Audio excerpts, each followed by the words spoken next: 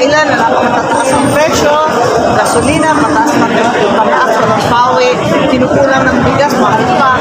Kaya napakarami ng problema. Kaya nandito tayo tumulong sa mga TODA, mga PWD na hanggang ngayon wala pang benepisyo ng pamahalaan, at mga BHW na forever and ever bought. At wala pa rin insurance, wala pa rin incentive, kaya eto, tulong na lang po. Pero sa kabila nito, natuklasan natin, kahit hirap tayo kumuha ng AX at medyo madalang ang tulong, may pagkalaki-laki palang pondo sa AKAP. 27 billion ang pinagkaloob sa budget ng DSWD at sinasabi na umaabot daw sa 60 pag dinamay pa yung nasa program. Ito nga ang kinakailangan natin alamin kung anong gagawin pagkat marami palang singit-singit dyan sa budget natin na hindi naman namin alam kahit napirmahan namin sa electronic signature, binigay namin at nagtitiwala naman kami sa liderating dalawang hanay sa Kongreso at sa Senado. Talagang buong tiwala naman kami. Hindi ko naman akalain na magkakaroon ng labish-labish na singitan na bilyon-bilyon ang linagay. Nakakagulat po. Ma'am, bukod dun sa 26.7 billion, umabot ng 60 kasama ang program. Ang balita kasi sa akin na meron pang ibang nakatago ng mga iba't-ibang pondo dyan sa program dahil ang nakalista sa kanila nasa 60 billion. Itong puro house insertion. Kaya wala kaming kamalay-malay pagkat alam naman natin yung proseso ng budget. Una, yung budget ng presidente. Dadating sa Congress, yung budget ng Congress darating sa Senado. Sa Senado, hihimayin natin at tinitignan isa-isa sa COMELEC, sa DSWD.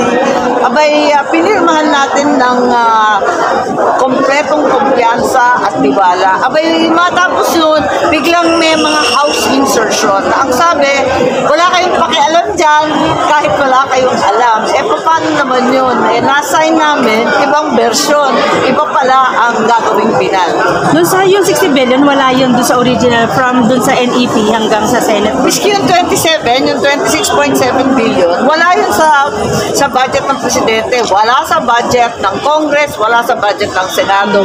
Bigla na lang sumulpot sa ND. Para kaming, kumbaga, rinirisibuhan, binibilang, kinikwento, sinusuma mo, isa-isa sa grocery, sa shopping. Yung pala sa likod, ang dami nang ninanakaw at sinashoplift. Nakakagulat. Ano balak mo gawin doon, ma'am? Kaya ngayon na nga ang problema yun kung anong gagawin. Yung ibang minority, umaalma, sabi daw hindi lang daw yung AKAP kundi yung budget pati ng DPWH. Ngayon natuklasan na naman pati yung mga pensyon, yung mga retirement fund, kasama rin yung 10 billion ng military, tinanggal din sa budget. Paano naman ito? Nagtrabaho ng ilang dekada yung ating mga empleyado sa gobyerno. Biglang pati yung pensyon nila maalintala. So ma'am, yun yung pinamalit doon sa... Kung saan yata kinuha, nagugulat ako, yung 71 billion doon sa public works na puros foreign funded. Ito yung malalaking flagship project na kailangan ng bansa. Abay, walang matatapos niyan. Paano yung 71 billion ginawang zero? Paano naman yun? Kaya laki-laki naman nun. Makatapos, nakita natin yung right of way. Ako, umaasa ang Mindanao magkaroon ng bagong kalsada at kulang na kulang.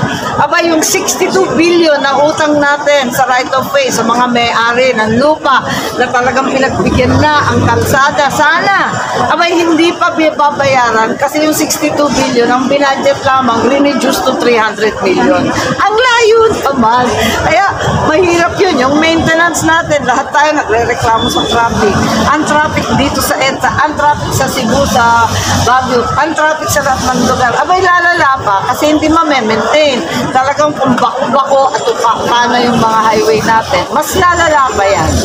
Ma'am, lahat yan may kinalaman tungkol sa reconstruction.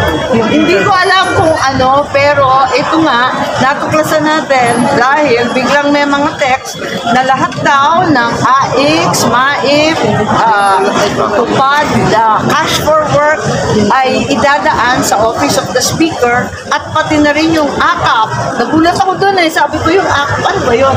Yung bagong AKAP na kamukha ng AX idadaan rin sa Office of the Speaker. speaker.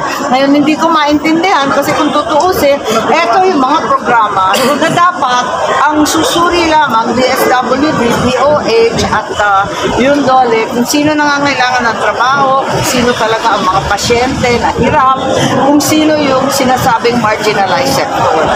Ma'am, yung sa withdrawal form, sabi ng COMELEC, hindi naman daw kailangan talaga ma-explain.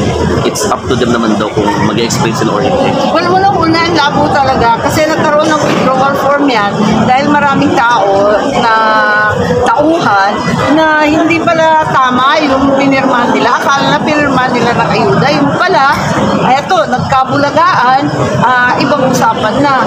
Tapos, yung sugulan nga, ayaw na ayaw nila. No? Nakaka-insulto naman kasi ginawa ka ng tanga, ginawa ka pang korap. Nako, talaga naman, sinasamantala yung kahirapan ng buhay.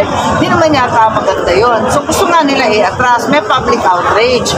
Ngayon, ang COMELEC, sabi nila, hinintunan nila yung pagtanggap at pwede raw mag-withdraw. Pero for recording purposes lang. So, para ano yun? Para pampalubag yung yan.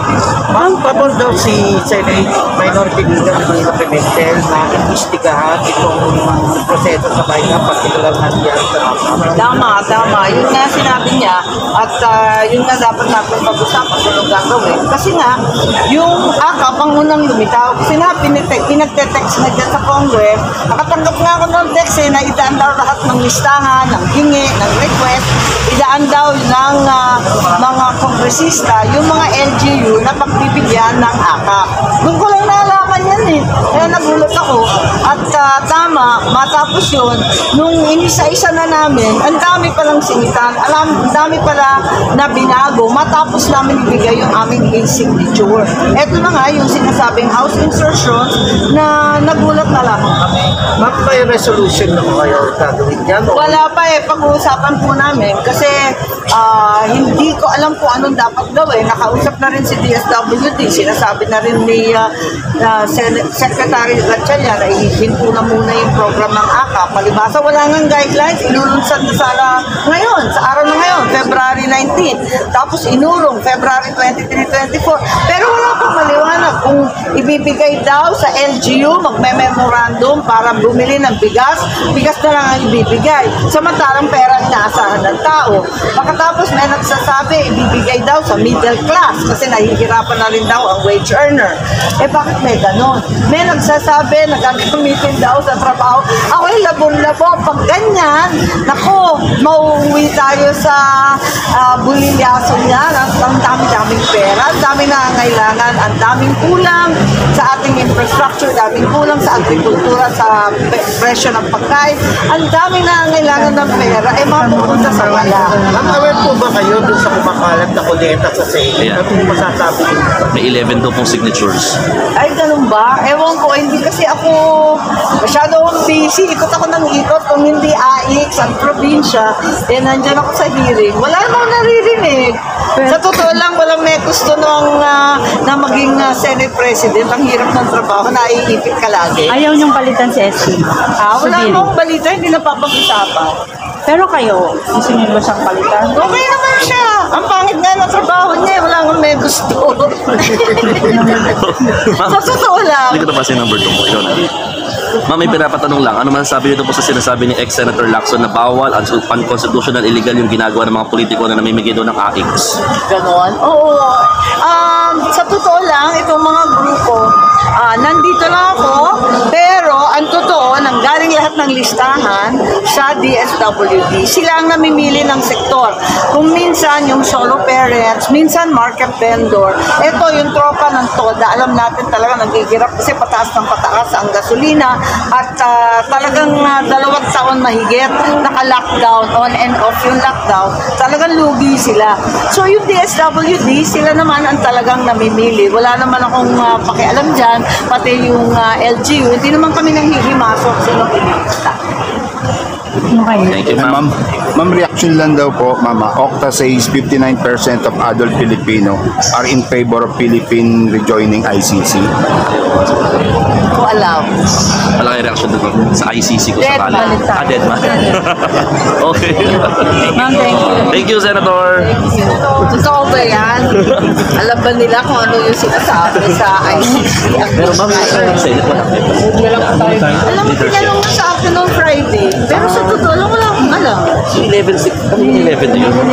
11 signatures. Ano tayo?